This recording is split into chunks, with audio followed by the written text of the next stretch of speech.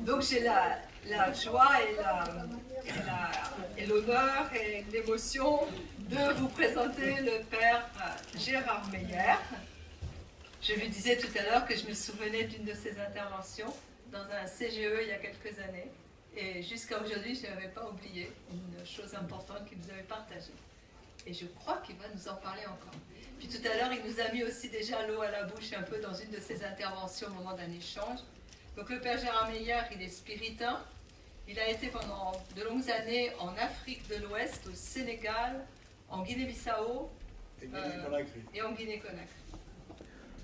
Et il a toujours été, ou souvent, en situation de première évangélisation. Et il a travaillé aussi au dialogue interreligieux. Alors actuellement, il est à la communauté de Saverne.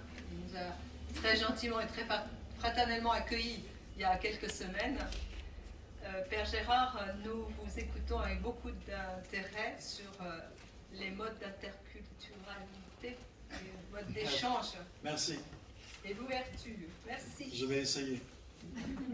Je dédie ma parole aux deux sœurs Mauricia de Balanda et Thérèse Mas, avec qui j'ai vécu quelques années en milieu bouddhique et qui m'ont beaucoup marqué, beaucoup interrogé comme jeune missionnaire à l'époque. Il y a quelques semaines, devant une église quelque part en Alsace, une paroissienne me dit: mon père, vous avez un accent, vous n'êtes pas d'ici. En Alsace, écoutant parler un Lorrain, vous n'êtes pas d'ici. Vous voyez, il y a 2000 ans, quelque part dans un patois romain, on dit à un certain Pierre: toi aussi tu es de ceux-là. Ta manière de parler te trahit. Pareil, déjà, vous n'êtes pas d'ici. On est en plein dans le sujet qu'on m'a demandé de traiter. Et je vous propose 4 pas. Quand on parle de l'interculturalité, on est sur un terrain occupé. Ça a été dit. Nous sommes dans une histoire. Dans un deuxième pas, on verra quelques traits de culture. On ne peut pas tout dire, mais quelques exemples qui nous font interroger sur comment la culture nous habite, comme nous habitons la culture. Un troisième pas, on essaiera de trouver comment on peut vivre ensemble. Et enfin, un quatrième pas, si le temps nous le permet, d'interroger les ressources chrétiennes qui sont disponibles, dont on a beaucoup parlé indirectement. Donc je commence par un regard plutôt des sciences humaines, pour terminer sur des ressources chrétiennes.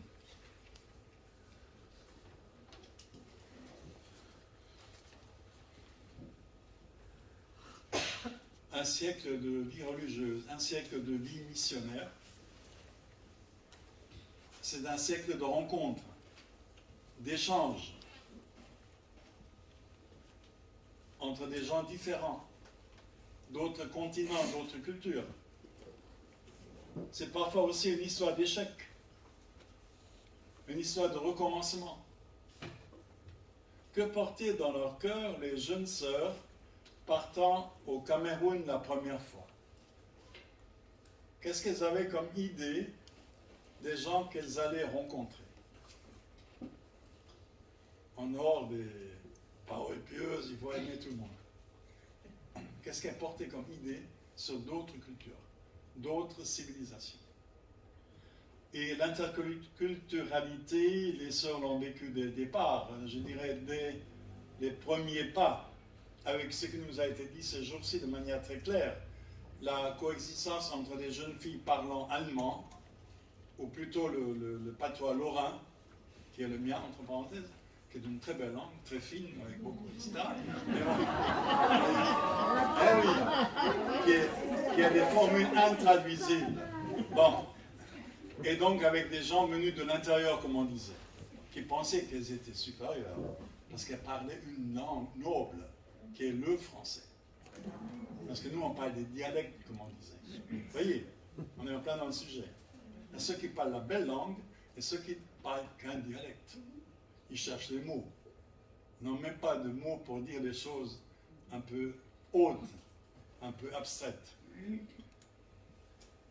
Et ça a été le drame aussi qu'Eugénie a vécu.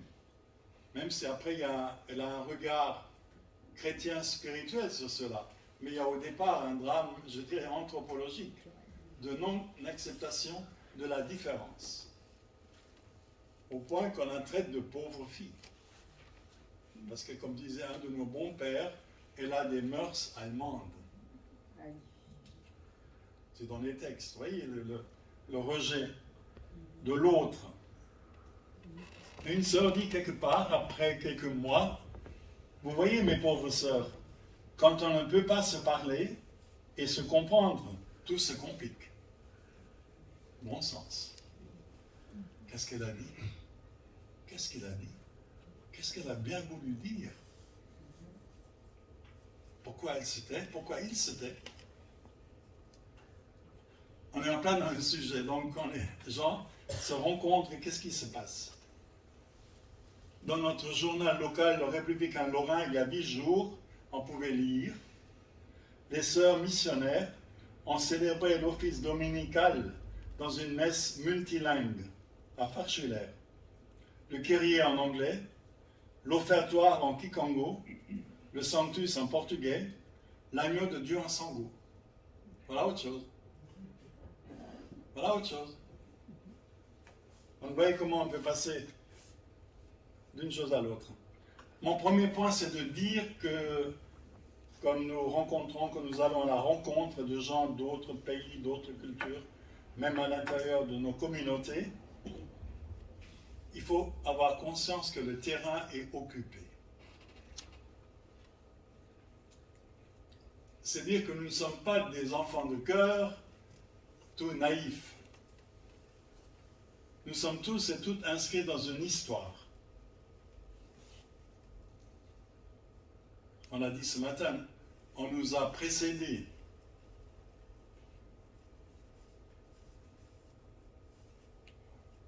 Cette histoire peut être douloureuse. Prenez la colonisation, les violences sur les autres, de toutes sortes. Prenez le langage qu'on a sur d'autres pays. Autrefois, un pays en développement. Parce que nous, on est développés, donc il faut développer les autres. Vous voyez, cette autre cuidance. On nous dit, Rome, c'est le centre, les autres sont des annexes. On a changé là aussi de langage. Donc nous sommes dans une histoire, c'est intéressant de se dire, quand nous allons ailleurs, dans d'autres pays, il y a une histoire qui parfois nous échappe. Par exemple, en Guinée-Bissau, je l'ai senti très fort, parce qu'ils ont été indépendants il y a peu de temps encore, cette histoire coloniale. Excusez-moi pour les Portugais, mais une mainmise, hein, on vous dit que vous n'êtes pas citoyen parce que vous êtes chez vous, vous êtes des indigènes. Les citoyens, c'est les autres qui viennent d'ailleurs. Voyez, c'est incroyable, incroyable, entre indigènes et citoyens. Les citoyens, c'est les chrétiens baptisés catholiques. Les indigènes, c'est les gens qui vivent chez eux, sur leur terre. Donc, les terrains ne sont pas neutres. Parallèlement à cette histoire, il y a le langage sur les autres.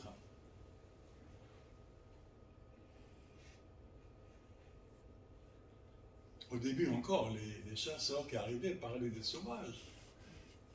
Du Cameroun, excusez-moi pour les Camerounaises, qui ont une langue, comment il y a une sœur qui, en parlant d'une langue à ton, vous savez, c'est des gens, parfois ils montent, ils descendent, ils remontent et puis ils descendent. Des langues à ton, vous savez, celles qui parlent des langues tonales. Donc la professeure, elle dit, ils ne savent pas parler, quoi, parce que c'est haut, c'est bas, bas, haut, moyen, bas, haut, comme les langues tonales souvent, quoi. Comme les Chinois, écoutez les Chinois, là. Ouais. Là, quelqu'un, oui. Moi, j'étais avec des gens à langue à ton, comme le Bassari et d'autres, à côté de langues qui ne sont pas à ton. D'autres disaient, vous savez, au début, quand Dieu a donné les langues aux gens, il les a tous rassemblés, quoi. Chacun a eu droit à sa langue. Mais d'autres étaient en retard. Alors le bon Dieu leur a dit, écoutez les oiseaux chanter. Vous copiez. Ça, c'est la langue des Bassani, par exemple. Vous voyez comment? Parce que pour certains, ce n'est pas une langue claire.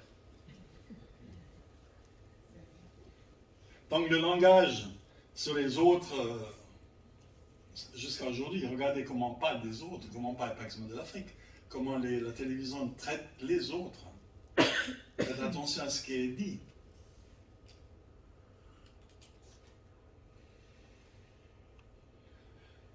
Et dans cette histoire de rencontres des cultures, on trouve toujours des choses absolument universelles qui sont la conscience qu'on est les meilleurs. Qu'on appelle un langage plus savant l'ethnocentrisme. Nous sommes quand même les meilleurs. Attendez, vous avez vu à côté ce qu'ils font. Vous avez vu comment ils parlent. Nous sommes au centre. Et les autres, nous les considérons selon qu'ils s'approchent plus ou moins de ce que nous faisons. L'ethnocentrisme. Ça, c'est universel. Même quelqu'un au fond d'une forêt pense que sa part d'humanité est la meilleure. Je ne sais pas si les sœurs ont vu ça chez les pygmées ou d'autres. Ils pensent quand même leur manière de vivre, c'est quand même génial, hein, par rapport à la forêt, à les autres. Ils ne savent même pas cueillir du miel. Ils ne savent pas monter sur un palmier, enfin, c'est pas possible. Donc l'ethnocentrisme qui nous habite tous, dont il faut prendre conscience. L'ethnocentrisme, dans la manière la plus simpliste, pourquoi ils ne parlent pas français? Mais enfin, ils ne parlent pas français, vous imaginez? Parce que je pense que tout le monde doit parler français, pour qu'on s'entende. C'est des choses élémentaires, mais qui, après, donnent des manières de vivre avec. Donc on pense que sa culture, ses valeurs sont universelles.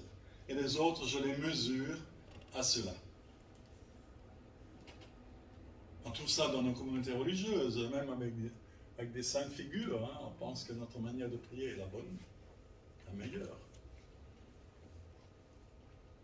À côté de l'ethnocentrisme, il y a ce qu'on appelle la catégorisation, les stéréotypes. L'image toute faite sur autrui.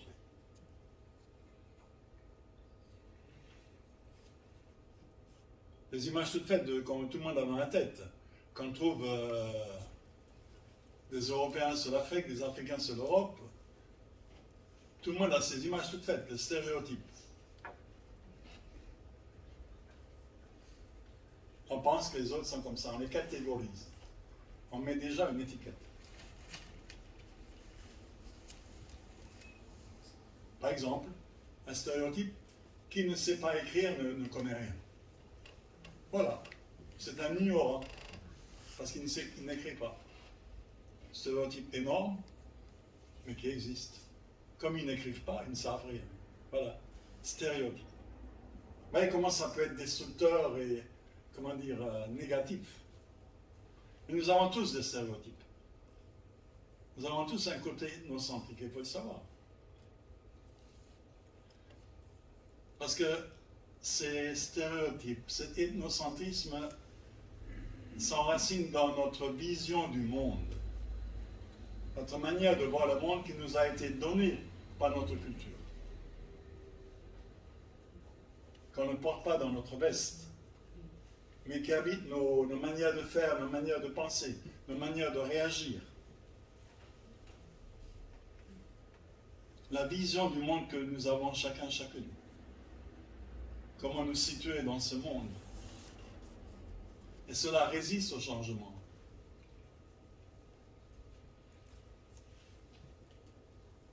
Je peux très bien taper sur un ordinateur, avoir dans ma tête un petit talisman pour que le patron ne me chasse pas.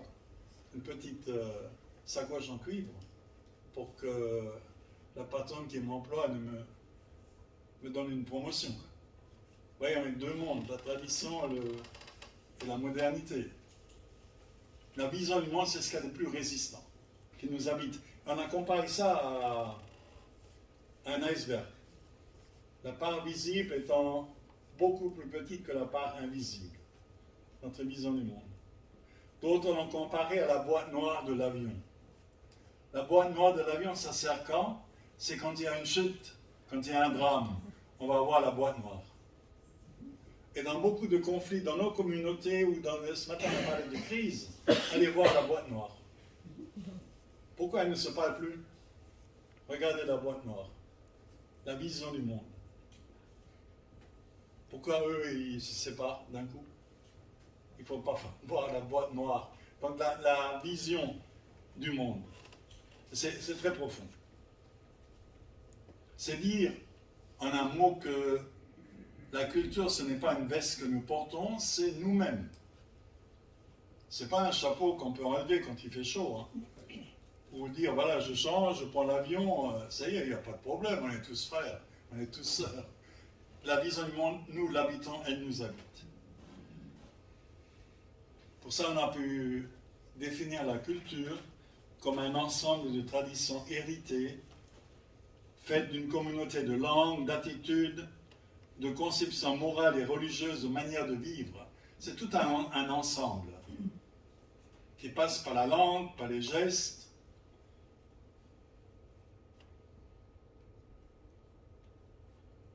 C'est important de savoir que la culture, les cultures nous habitent autant que nous l'habitons. Même si après tout cela peut changer. On n'est pas non plus défini par une culture. Quelques traits de culture que nous avons tous rencontrés, ça a été dit à plusieurs reprises ce matin. Par exemple, la manière d'organiser l'espace, le temps. Délimiter ce qui est privé, ce qui ne l'est pas. La maison. On a vu des maisons sur l'eau. On a vu des maisons en pleine forêt. Et c'est une manière d'habiter le monde. Dans chaque culture, on trouve des espaces sacrés, entre guillemets. Il faut savoir, par exemple, dans un village Badiarlanké de Guinée, il ne faut pas mettre ses pieds n'importe où. Il y a des endroits, il ne faut pas y aller. Parce qu'il y a des lieux habités. Donc ce qui apparemment est une chose toute simple, il faut savoir qu'il y a des lieux sacrés. Les lieux où on fait les sacrifices, etc. Donc des lieux où il ne faut pas mettre les pieds. C'est vrai du temps. Le rapport au temps.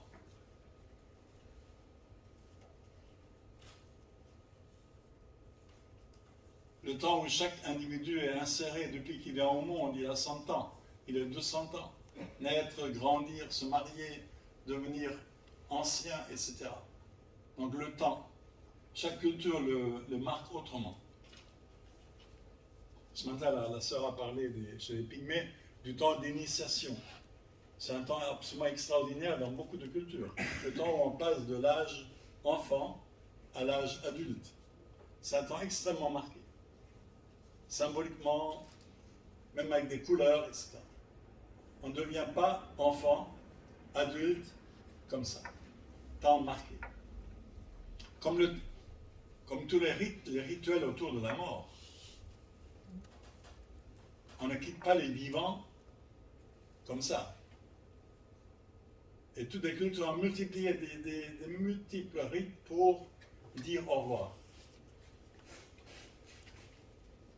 D'ailleurs, on dit, je pense que ceux qui sont plus savants que moi en archéologie, que les premiers gestes humains des hommes des premiers temps, c'est de ne pas enterrer les gens n'importe comment.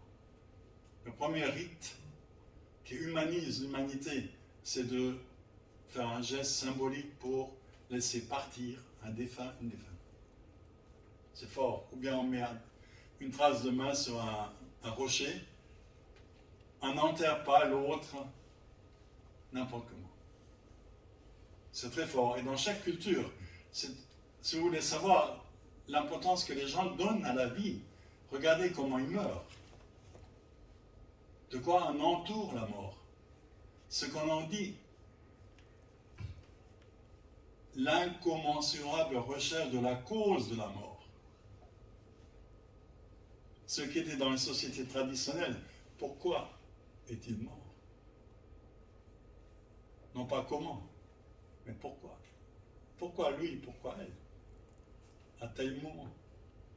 Donc toutes les questions de ce temps individuel, de cette histoire humaine, comment chaque culture habite notre parcours humain, qui est de naître, grandir, se multiplier et mourir. Mais chaque culture investit ce temps. Et c'est intéressant de découvrir cela.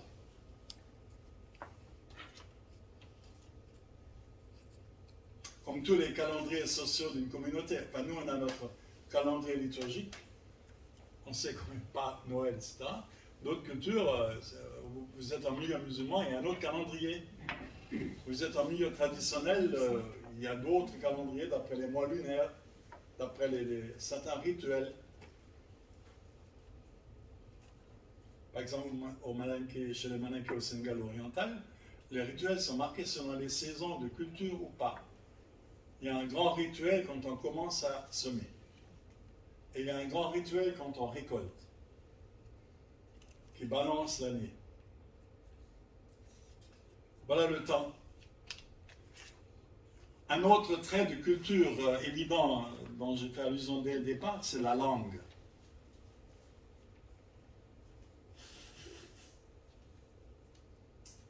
Donc vous savez que la langue, ce n'est pas seulement des mots, c'est déjà aussi une vision du monde. Un outil de communication pour donner à autrui des messages, mais chaque langue construit son monde. Chaque langue révèle une vision du monde. Et c'est intéressant de savoir que nos mots sont habités par la culture.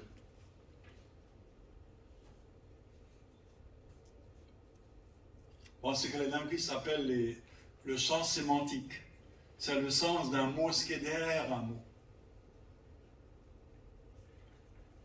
Dans certaines cultures, frère a un sens très large, être frère, mon frère. Dans d'autres cultures, c'est un sens restreint. Si vous dites on est tous frères, quel frère? C'est quel frère dont vous parlez? On est tous frères, c'est qui là? Attendez. Pour traduire parfois dans certaines langues, il faut chercher. Donc la langue révèle une vision du monde. D'où l'art de la traduction. Ceux d'entre vous qui ont fait cet essai de traduire d'une langue à une autre, c'est le meilleur exercice pour comprendre que nous avons affaire à une vision du monde dans chaque langue.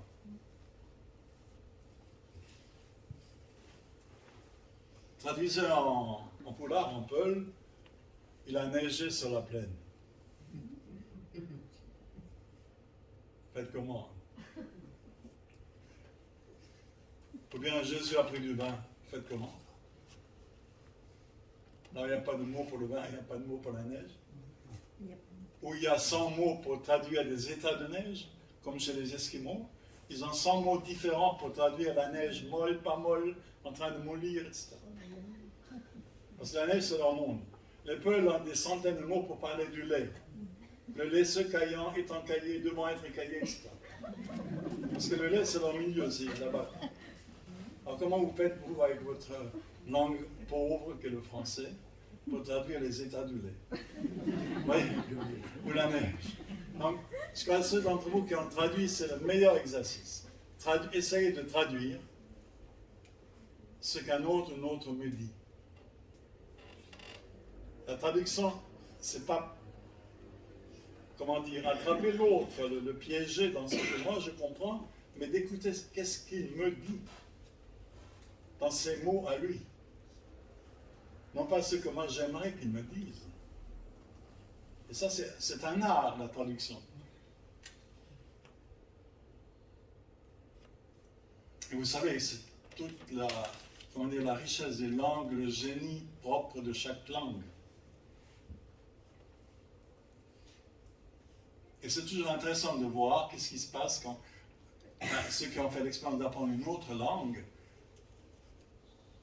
je dirais, vous devenez plus humain quand vous apprenez une autre langue. Parce que vous apprenez une autre manière de dire les choses.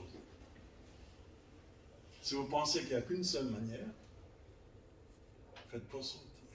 Il y a des manières de dire les choses, ou de ne pas les dire. Parce que la langue est aussi liée à une forme de silence. Il y a des choses qu'on ne dit pas. Des choses qu'on ne dit pas à certaines personnes.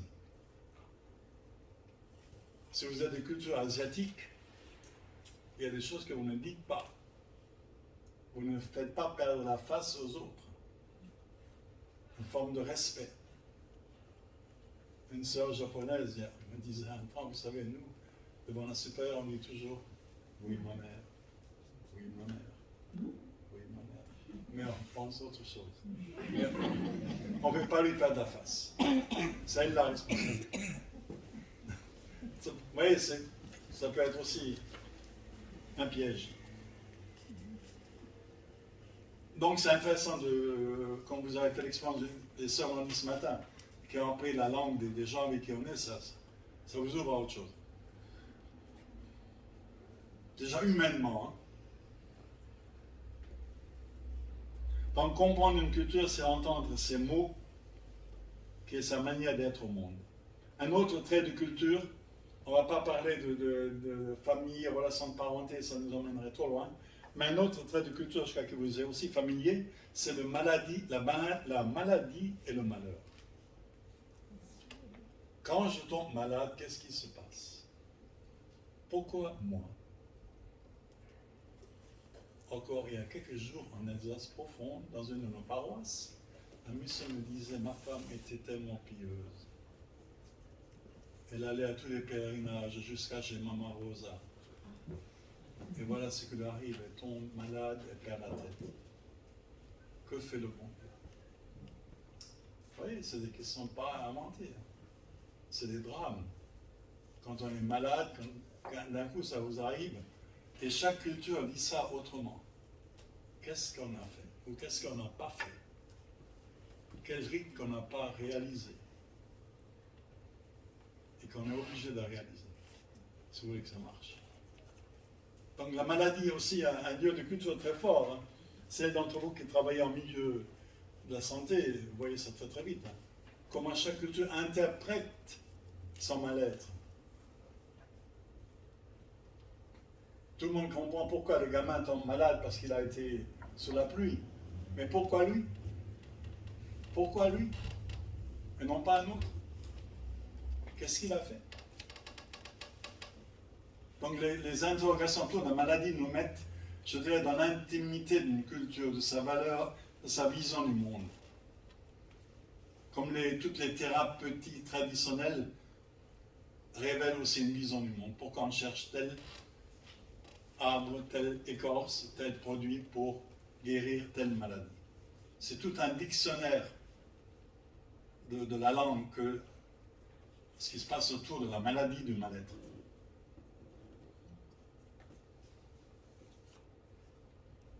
Et puis avec toute la présence dans beaucoup de cultures d'interprètes traditionnels, des gens qui vous disent, voilà ce qui vous arrive. Les deux mains, par exemple. Dans beaucoup de cultures, nos amis de Guinée doivent le savoir. Avec quelques coquillages de Corée, on vous dit, voilà, tu es malade parce que voilà. Tu as vu à côté de toi la femme noire? Regarde bien. Regarde bien. Pourquoi moi, j'ai ce problème-là? Donc il y a des gens spécialisés pour interpréter en fonction des valeurs culturelles existantes. Intéressant de rentrer dans ce monde-là. Voilà, on pourrait prendre bien d'autres traits des cultures, mais c'est des choses déjà assez fortes. Hein, la maladie, la langue, et puis l'espace-temps et lieu. Si on parlait dans le monde de la parenté, dans le monde de l'économie politique, c'est encore autre chose. Mais qu'est-ce qu'on peut déjà retenir?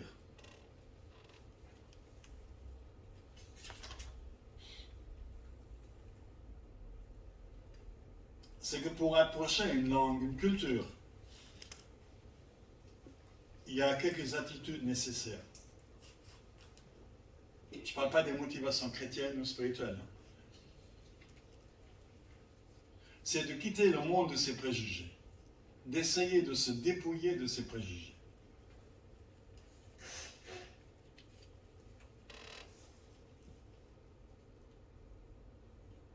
Et bien plus d'un sentiment de supériorité, une arrogance, un paternalisme, etc.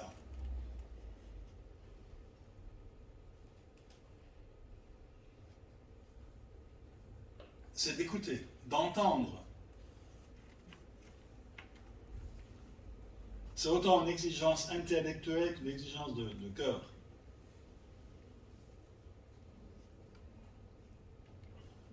Et tous les gens qui ont rencontré d'autres cultures, qui sont un peu rentrés, essayent de rentrer dans un autre monde, disent cela. La part de dépouillement que ça exige.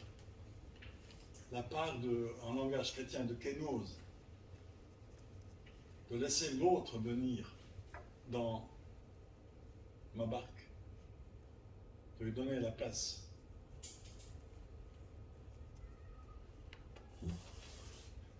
Ça va, donc cette première partie, il faut que je fasse court parce que le temps passe. Maintenant, si on dit un peu cette force de la culture, comment ça nous habite? Ça habite tous les gens que nous rencontrons partout dans le monde. Comment maintenant vivre ensemble?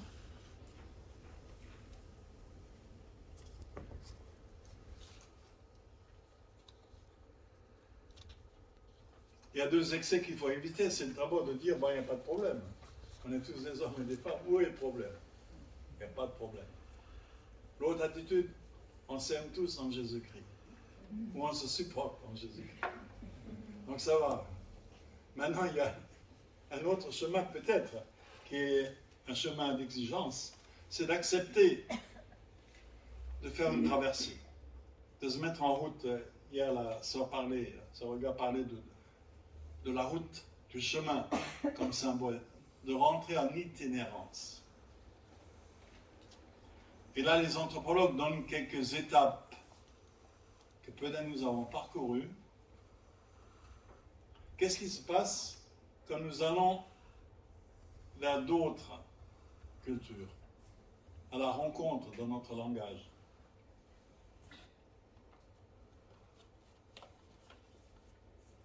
Il y a un peu 3-4 étapes. La première,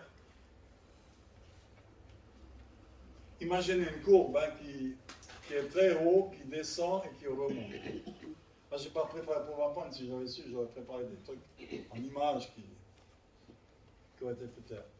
Donc, il y a plusieurs étapes. La première, c'est l'enthousiasme de la nouveauté. Ces gens sont formidables. Vous avez vu comme ils sont accueillants. Mais c'est incroyable. L'euphorie. Quel bonheur d'être ailleurs.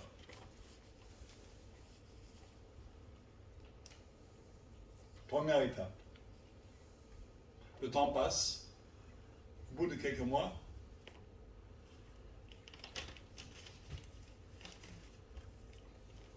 on trouve que on ne comprend pas tout, quoi. On ne se comprend pas, là. Qu'est-ce qu'il veut dire, là? Pourquoi il ne fait pas ça? Il me dit qu'il vient, puis il ne vient pas. Enfin, c'est quoi, hein? Moi, je prévois une réunion avec des femmes du village, aucune ne vient. Mais je n'ai pas su que ce jour-là, il y avait un rythme pour les femmes. Pourquoi? Donc, commence un temps de malentendu. On ne s'entend pas, on n'est pas, comme on dit très bien, on n'est pas sur la même longueur d'onde. Ce que nous disons, les malentendus.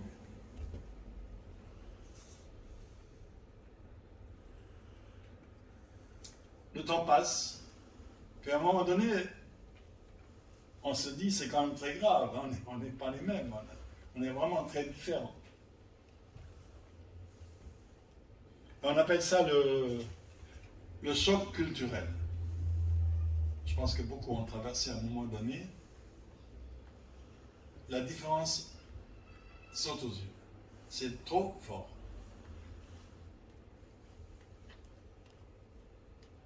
Avec le syndrome, pour détendre un peu, le syndrome de l'éléphant.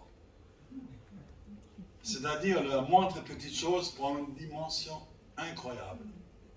Vous avez vu ce petit moustique? Non, il n'est pas possible. Qu'est-ce qui m'énerve? Il est énorme, petit moustique qui prend une dimension incroyable. Ou tel retard, voilà, ils arrivent à l'église en retard. C'est incroyable. Alors que l'église, c'est le cœur, l'Eucharistie, c'est le cœur de l'Église, etc. Ils viennent en retard. Attends, la maman fait 2 kilomètres avec son bébé dans le dos et tu te dis que, attends. Donc un tas de petits détails, ou bien, tu as vu comment elle met la fourchette à table? Tu as vu? Donc, vous rigolez, je pense que j'invente pas. Hein? Donc, cette étape où le moindre détail prend une dimension exagérée. Le syndrome de l'éléphant. Et qui peut être une expérience très dépouillante. Hein, si elle n'est pas dite, s'il n'y a pas un Dieu pour parler, ça peut être très, comment dire, très dur hein, à vivre, le choc culturel. Et c'est bon de l'avoir subi. De se dire à un moment donné, je vais rentrer. C'est insupportable. Si on a passé par là, c'est très bon. Et de ne pas se culpabiliser, de dire ces gens-là sont insupportables. Vous avez vu? Vous avez vu comment ils font? C'est vrai, non mais regardez bien, c'est qu'on vécu dans notre culture. Ce qu'on se dit tous un jour, mais c'est pas possible. Puis on s'en prend au climat, on n'y est pour rien, parce que les jours sont toujours à la même longueur. Enfin. C'est pas vrai, toujours à 7 heures il fait nuit. Il faut dire que le moindre détail prend une dimension incroyable. Ça c'est le choc. On est en bas après on remonte peu à peu. Et on fait ce qu'on appelle un travail de deuil. C'est-à-dire, je relativise ma culture, je m'acculture, comme on dit. Je prends les dimensions de l'autre avec qui je suis.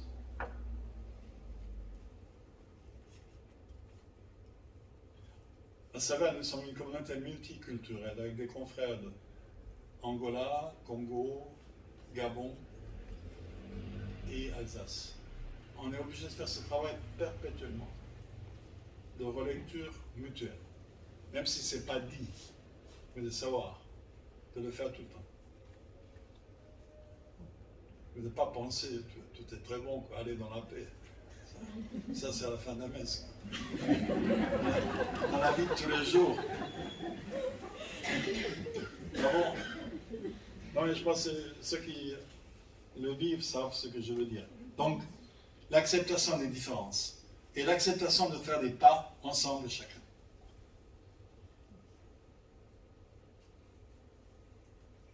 Donc c'est ça l'espèce de courbe qui fait qu'on commence très fort, un peu la lune de miel, tout va très bien, premier malentendu par rapport au choc culturel et le travail de deuil, et puis après on continue, on trouve un chemin commun. Mais accepter à un moment donné de passer par le choc culturel.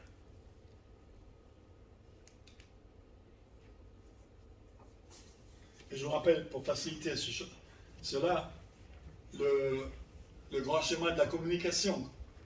Vivre ensemble, c'est communiquer. Donc communiquer suppose qu'il y ait quelqu'un qui émet un message et un autre qui reçoit. Et pour que le message passe, il faut que l'autre comprenne ce que je veux dire. Il faut qu'il y ait un code commun. Ce matin, je ne sais pas quelle sœur qui a parlé, on a découvert peu à peu les codes de cette culture. La manière de se dire bonjour. La manière de donner la main aux gens. Il y a des cultures, il ne faut pas donner la main comme ça. Donc, quand tu es à un plus aîné, tu mets la main comme ça, ouverte, mais pas comme ça. C'est très maladroit. Quand tu parles d'un enfant d'une telle taille, tu ne dis pas comme ça, tu lèves la main. Parce que l'enfant doit grandir. Il ne faut pas le... Quand tu comptes, tu ne commences pas comme ça. Tu commences par le petit doigt. 1, 2, 3. C'est vrai. Non, c'est pas des blagues. Je pense. En Guinée, non, on commence comme ça. Hein? Voilà. Donc il faut apprendre aussi des codes de politesse. Autrement, ça peut être une insulte.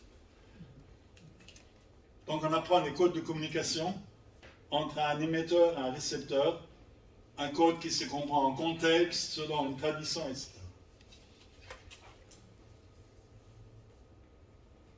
On voit les choses que nous vivons, et c'est parfois intéressant de se dire, de faire un recul. Parfois, nous, on a l'habitude de trop vite spiritualiser les choses, ce qui est bien. Mais aussi de voir humainement qu'est-ce qui se passe quand nous vivons avec des gens d'autres cultures. Et la richesse que c'est, et le défi que c'est en même temps. Bon, quelques ressources chrétiennes que nous avons.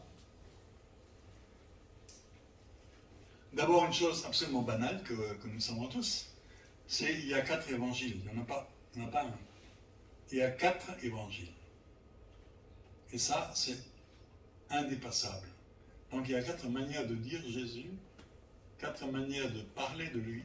Il y a 4 évangiles. Donc il n'y a pas une bonne manière de faire. Nous sommes tous des disciples de quelqu'un qui s'est dit en 4 langues. 4 évangiles. Et Saint Jean, ce n'est pas Saint Marc. Je ne sais pas s'il y a parmi vous des spécialistes de l'exégèse, mais vous lisez Jean, Marc, il parle du même, qui est aussi de l'autre. Comment c'est Saint Jean? Au début était le commencement. Comment c'est Saint Luc?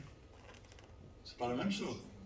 La crèche, etc., l'enfant, Marie. Saint Jean, c'est pas le problème. C'est le verbe, le logos. Intéressant de dire que nous avons 4 évangiles. Ça nous interdit à jamais de travailler sur une seule culture, une seule langue. Il y a toujours les choses au pluriel. Là, une autre chose aussi, quand on voit le passage de Jésus à l'Église, Jésus a été un homme d'une culture particulière, sa culture juive, ses coutumes. 2 évangiles le mettent bien dans une généalogie, dans ce sujet si cher à mon ami Richard. C'est intéressant que les évangélistes sentent le besoin de le mettre dans une généalogie. Donc ils reçoivent en même temps qu'ils donnent. Et c'est très intéressant cette pensée de la généalogie de Jésus à l'Église dans les cultures. À la fois comme un parcours d'humilité, de penser qu'on n'est pas les premiers à faire ça. Comme a dit je ne sais pas quelle sœur ce matin, nous ne sommes pas les premiers missionnaires, l'esprit est déjà au travail. Ça c'est énorme. La pensée généalogique. Nous sommes dans une chaîne de réception, de dons, et qui engendre la gratitude et l'humilité. D'autres étaient là avant moi. Je peux nommer cet autre l'Esprit Saint, mais aussi parfois mes confrères, mes sœurs qui ont travaillé différemment. Et je rentre dans leur pas. Ça change entre le bon spiritain qui vient, qui trouve que là, la mission, il y a trop de manguiers, il y a trop d'ombre, on coupe les manguiers. Arrivé, je ne raconte pas les histoires. L'autre qui dit que je ne sais pas trop quoi, les volets ne sont pas en vert, c'est pas bon, moi j'aime pas le vert. Il faut peindre ça en rose. Donc chacun, au lieu de rentrer dans une généalogie, peut-être ceux qui étaient là avant, ils ont planté les arbres pour une raison, pour une autre. Mais si chacun veut imposer sa vision du monde, sa manière de faire, ça donne parfois des choses très cocasses. Intéressant que Jésus, donc, étant d'une culture particulière, l'a aussi remise en question.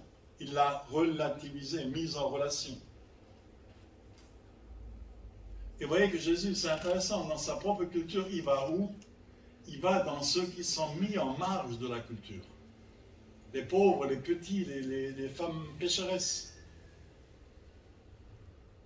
C'est intéressant, il attaque la culture dominante par son attachement pour les plus faibles de cette culture. C'est intéressant ce matin ce que vous avez dit par rapport aux pygmées et aux bouchères, comment vous appelez les gens? Oui, c'est pas un langage qui m'est familier, quoi.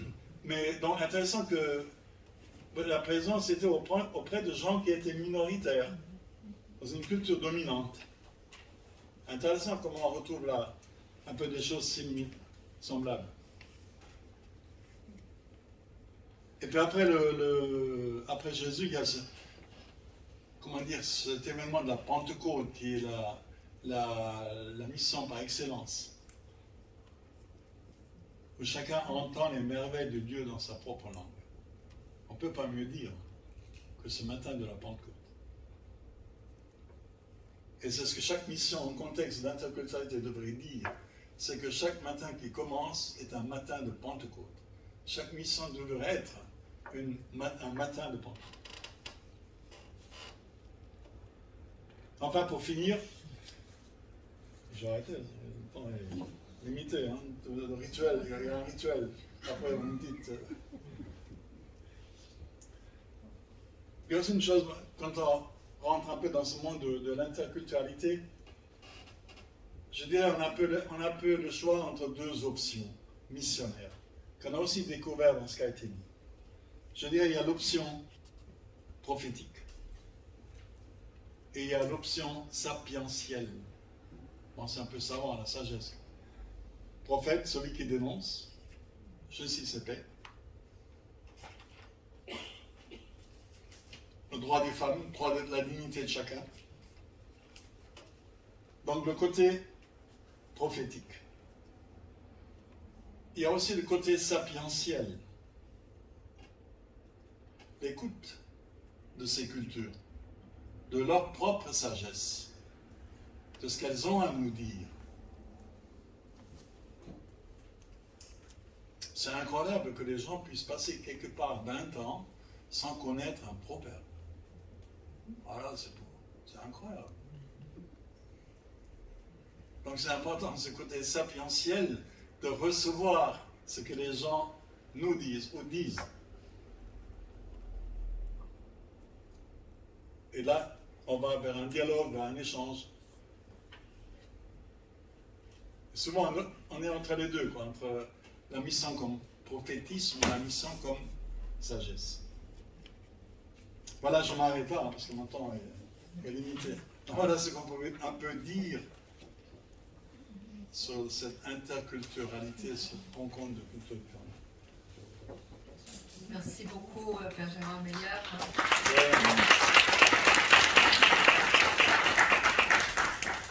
J'ai une question, parce que c'est un point que vous n'avez pas trop abordé. Comment est-ce que vous articulez interculturalité et interreligieux? Merci. Interculturalité, interreligieux. Oui, voilà une question très lourde. Hein. Moi, je prends deux cas de figure que j'ai un peu fréquentés. Quand vous êtes avec des amis musulmans et des amis et des chrétiens, c'est un peu clair. Chacun a sa religion qui est bien définie. Quand vous êtes avec des cultures traditionnelles, si vous voulez, la culture et la religion, c'est en gros la même chose. On est de telle culture, on pratique des rites religieux, et il n'y a pas de mot pour dire. Moi, j'étais chez les Malinké du Sénégal oriental, comme chez les Bouddhiques, ils n'ont pas de terme pour désigner la religion. Les rites religieux font partie de la culture. On est Malinké, on est Bouddhique, on fait ça. Et c'est quand on est musulman ou une religion universaliste, chrétien ou musulman, on parle de dialogue interreligieux. Bon, je ne sais pas si je me trompe, là, je vois des... Richard, dis-moi quelque chose.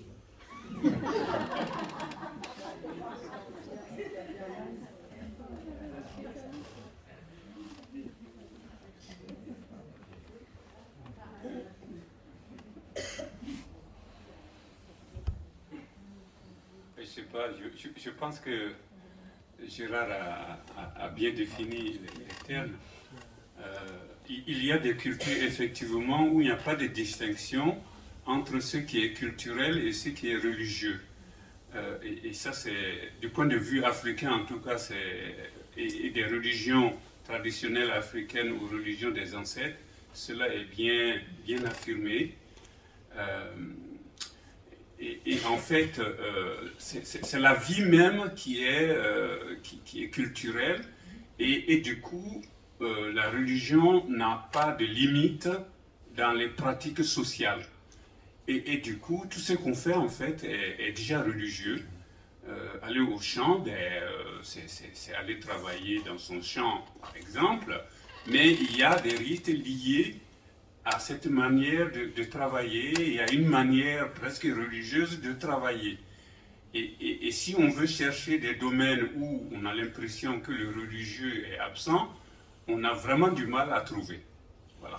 Donc, je crois que Gérard a raison. Et après, il y a les connotations liées au continent ou au religieux. Par exemple, si je dis des bêtises, Paul va me corriger. Au niveau des cultures occidentales, on a l'impression qu'on est plutôt dans une sorte de distinction le plus clair possible. Ce qui est religieux et ce qui ne l'est pas. Ce qui est économique et ce qui ne l'est pas. Ce qui est traditionnel et ce qui ne l'est pas.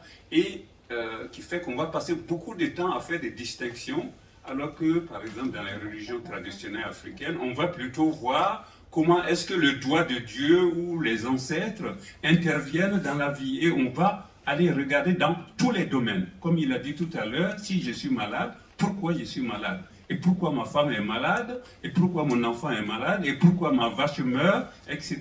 Et tout ça, on va le relier aussi à ce qu'on pourrait donner comme attache religieuse. Ouais. Même la manière de même saluer, les salutations sont en quelque sorte de la religion. Pierre, si tu es d'accord. La manière de dire bonjour à quelqu'un, de saluer. Le rite de salutation est important. Et la première personne qui vous salue le matin, c'est elle qui donne la tonalité de la journée. Alors regardez bien qui vous voyez le matin comme vous vous levez. Si c'est quelqu'un qui vous tire la figure, ne passez à côté. Donc quelqu'un m'a dit ça en plaisantant, je dirais pour la scène. La première personne qui te salue le matin, elle te donne la température de la journée. Assis-toi quelqu'un.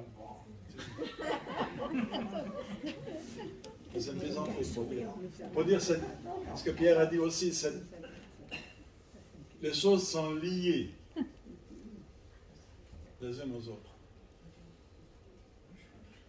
Oui. Il y a quelqu'un et après, on ne parle pas. Il y a Anne d'abord. Donc, vas-y, Anne. Moi, je saute sur ce que le Père Gérard vient de dire en lien avec les salutations. Parce qu'il faut respecter les codes de politesse. Et là, je l'ai vécu au Sénégal quand j'étais au foyer avec les jeunes filles. Et chaque matin, quand on se rencontrait, quand je me rencontrais avec une fille, je la saluais automatiquement, mais elle ne m'adressait pas la parole. Elle passait et quelque temps après, elle revient, elle me salue. Je dis, mais je t'ai salué tout à l'heure, tu n'as pas répondu. Et puis, c'est pas avec une, plusieurs comme ça. Et comme on faisait la rencontre des responsables de formation, j'ai apporté ce fait-là. J'ai dit, mais puisqu'il y avait des sœurs sénégalaises, j'ai dit, bon, écoutez, je ne comprends pas trop encore quelque chose que je vis au foyer. Quand je sors le matin, je salue une fille, elle ne me répond pas. Mais quelque temps après, elle revient, elle me salue. Alors les sœurs sénégalaises m'ont dit, ma sœur, ça c'est dans notre culture sérère. On n'adresse pas la parole à une personne tant qu'on n'a pas lavé sa bouche. Parce qu'on va indisposer la personne avec l'odeur, avec la laine de la bouche, ça indispose la personne, donc c'est lié à l'hygiène. Et j'ai trouvé que c'était très important. C'est pas seulement saluer comme ça, mais ça touche à la santé. Ça touche à quelque chose de la santé. Je ne salue pas pour ne pas indisposer la personne avec mon haleine, mais dès que j'ai resté la bouche, je peux venir maintenant saluer. Et c'est très intéressant. Elle n'a pas passé par la salle de bain. Oui. Il faut faire la queue.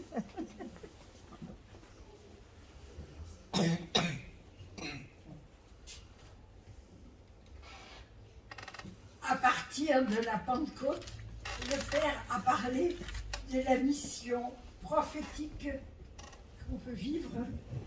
Et je demande, est-il si facile de vivre une mission prophétique dans une communauté, disons même dans la vie religieuse? Je prends l'exemple de Marie Albéric, que je connaissais bien, qui vient me voir et qui me dit, moi je suis attirée par les pygmées. Oui. J'aurais pu répondre, écoute, il y a du travail dans les communautés, ne va pas encore fonder autre chose.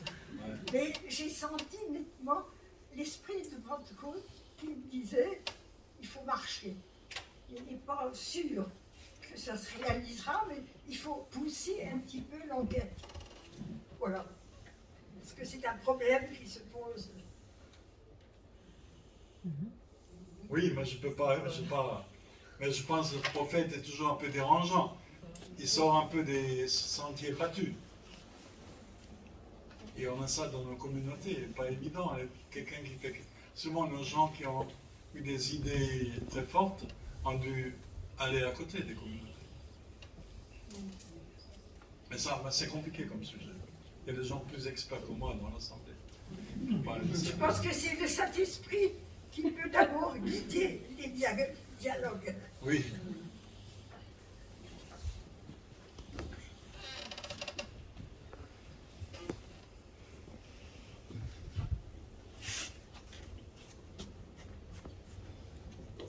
Même, enfin, je pense par rapport à la réaction de Sœur Paul, que même si c'est pas facile, ça existe. Et j'ai une phrase qui vient dans mon cœur, c'est n'éteignez pas l'esprit. Donc de garder toujours en nous un souffle prophétique, sans oublier l'autre option, vous parliez sapientielle, donc de sagesse et d'écoute, et tout ce qu'on a entendu ce matin aussi dans les deux exposés, où on voyait que rien n'était, il n'y a pas de génération spontanée, et tout d'un coup les choses tombent du ciel, mais c'est tout en communication. Enfin, tout ce que vous venez de nous dire aussi sur l'importance du communiquer et pour le vivre ensemble. Ça, je crois qu'il y a les deux. Mais peut-être il y aurait d'autres réactions. Au niveau des... Oui, je vois une main qui se lève tout au fond là-bas. Je ne peux pas être plus loin. Ah, oui. Ça, c'est les gens qui sont au fond de l'église qui sont les plus importants. C'est connu, il laisse la place aux autres. Ah oui.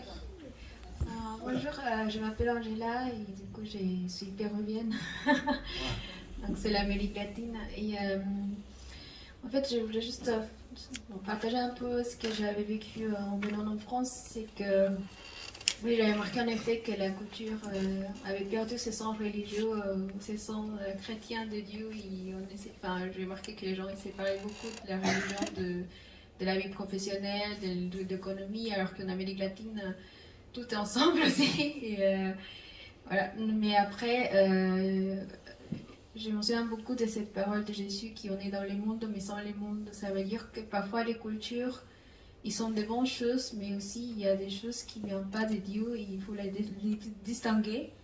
Respecter, oui, mais pas jamais entrer en concertation avec ces choses qui ne viennent pas vraiment de Christ. Et notamment en Amérique latine, c'était la colonisation des indigènes. Ils faisaient beaucoup de rites, la terre, la Pachamama, etc.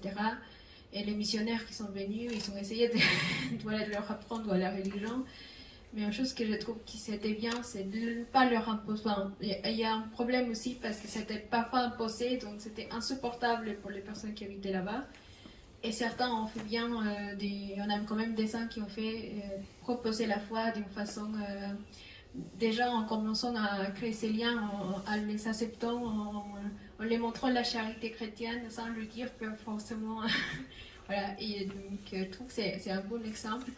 Moi, je me demande si aujourd'hui, je vois qu'en tout cas, la culture française, il y a beaucoup la culture du monde qui se mixe même dans les communautés parfois, et même chez les catholiques. Mais en fait, je pense que c'est partout, mais il y a un fort combat entre la culture du monde versus la culture des dieux, la culture chrétienne. Donc, je demande comment on fait pour pas vivre de façon cohérente notre foi, mais sans, voilà, sans tolérer, je ne sais pas si c'est le mot, tolérer vraiment le mal. Ouais, je trouve qu'il y a beaucoup de respect humain en disant oui, il est musulman, mais bon, je le laisse, je ne parle jamais de Dieu, je ne parle jamais de ce que j'ai vu.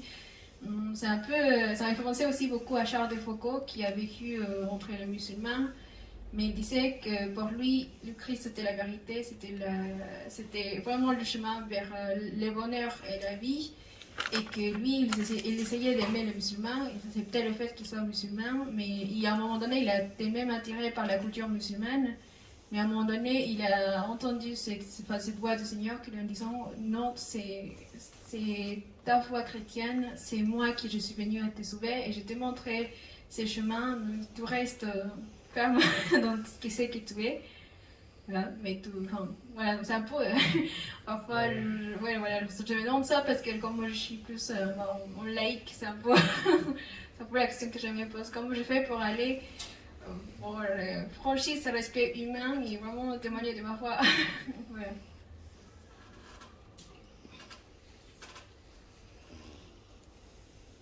Oui, c'est très bien.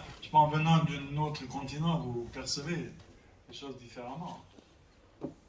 Je vais vous donner l'exemple de Charles de Foucault, qui est aussi un bon exemple de mission.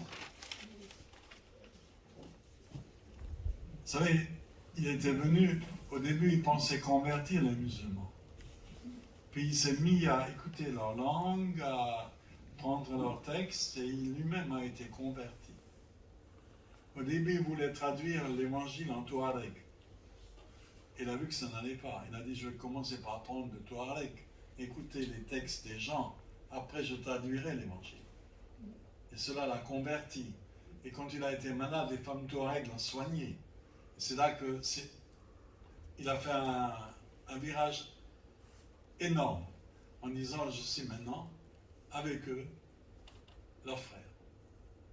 Et curieusement, si vous regardez l'habit de Charles de Foucault, comment peu à peu il s'est dépouillé à la fin. Vous savez, au début c'était la grande croix rouge,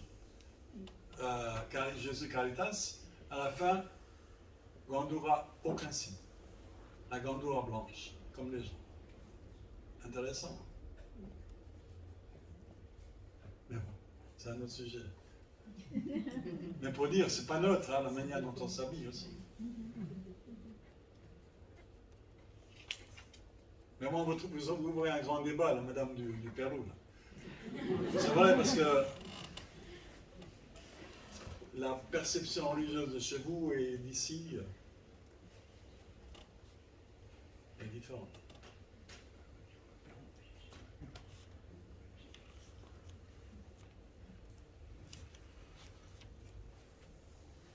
Je voulais faire une petite réflexion par rapport à l'articulation que Gérard nous demande de faire entre prophétie et la voix sapientielle. En me référant à Léonard Santedi, l'actuel recteur de l'Université catholique de Kinshasa, qui aime bien articuler par rapport à la prophétie 3 mots: annoncer, dénoncer et renoncer. Et quand on ajoute la voix de la sagesse, donc en insistant sur ce que Gérard a dit par rapport à l'échange et au dialogue, j'ai l'impression qu'il faudrait mettre davantage l'accent sur renoncer. Renoncer à se référer tout à soi-même, à sa culture, et puis finalement renoncer à toujours avoir raison, ou en tout cas à avancer comme si les autres n'avaient rien à dire et rien à apprendre à soi.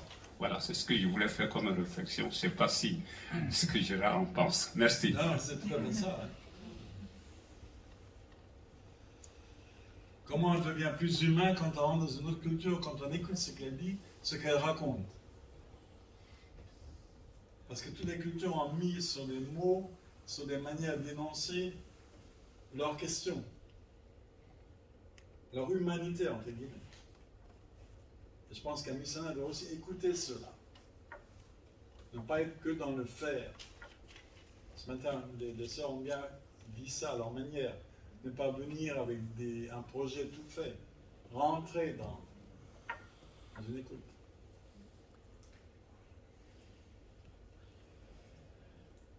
André Los, Spiritain. Je pense que sur ce sujet, il serait bon aussi de distinguer entre prosélytisme et évangélisation. Le prosélytisme est presque une agression, alors que l'évangélisation prolonge ce que Dieu a déjà fait dans les cœurs.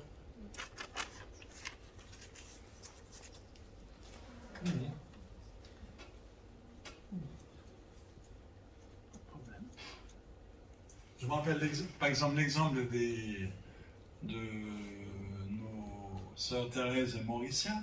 Elles ont passé quelques années à n'être que présentes dans les villages bouddhiques. Et c'est quelques années après que les gens ont dit, mais enfin, vous avez une parole peut-être. Et c'est là qu'ont commencé les premières catéchèses. Mais elles ont d'abord été femmes avec les femmes, sœurs, avec ce peuple bouddhique. Et c'est une très belle démarche qu'elles ont faite. Et c'est qu'à la fin qu'elles ont eu quelques jeunes baptisés.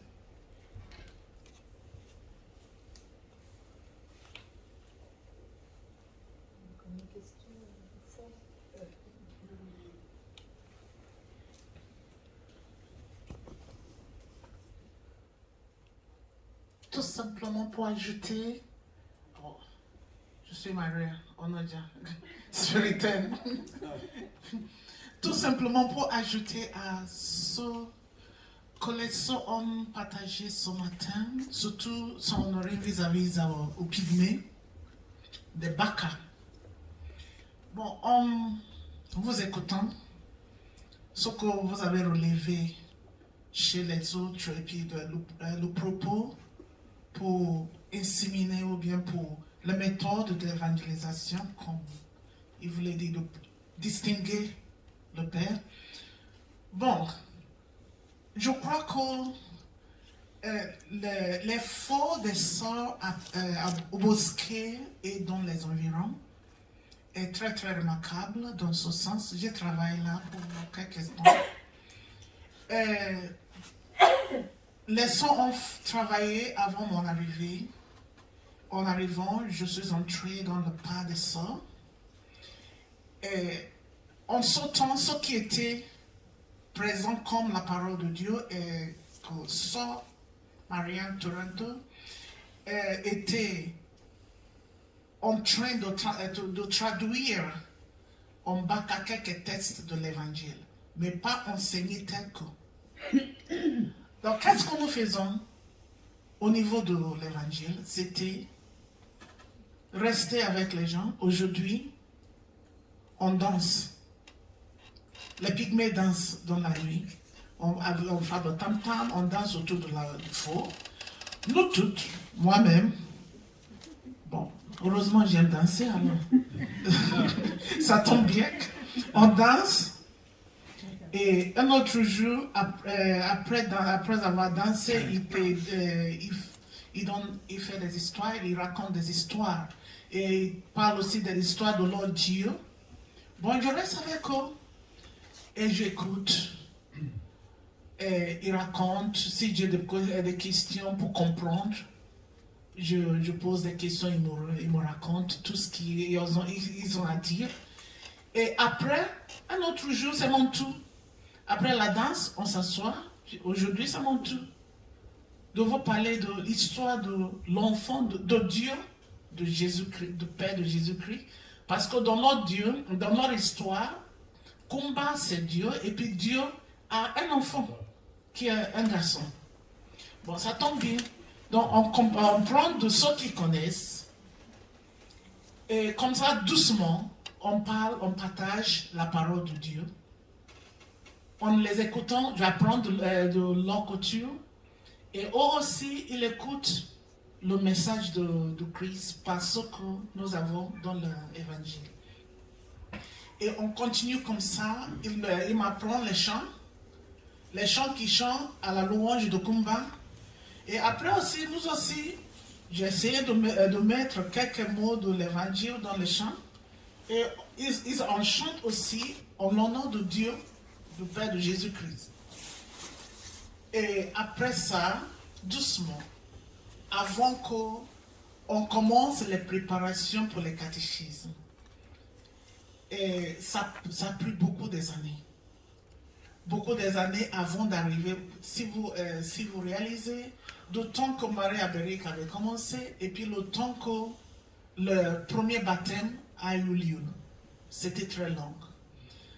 L'effet, c'est qu'on essayait d'entrer dans la vie des gens, on se sent un avec eux, parce qu'ils sont très très sensibles. Si tu n'es pas avec eux, tu ne manges pas leur nourriture, tu ne parles pas leur langue, tu n'es pas avec eux pour faire la chasse, pour faire la pêche, tu ne connaîtrais pas beaucoup de choses.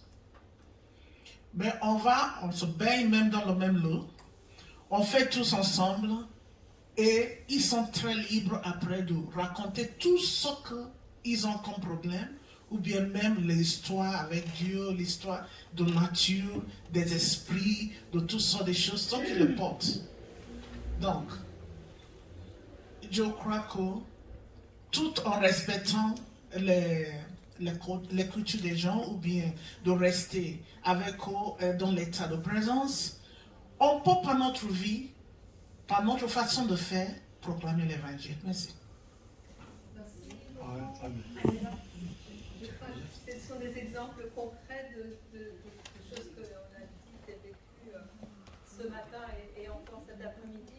Les enjeux de l'interculturalité, merci. J'espère, moi j'ai pas la voix du Père Paul Coulon. Hein, voilà, les enjeux de l'interculturalité et les chemins possibles que vous nous avez ouverts. Et je crois que ça parle à chacun et chacune ici, et puis ça nous donne très très envie aussi de poursuivre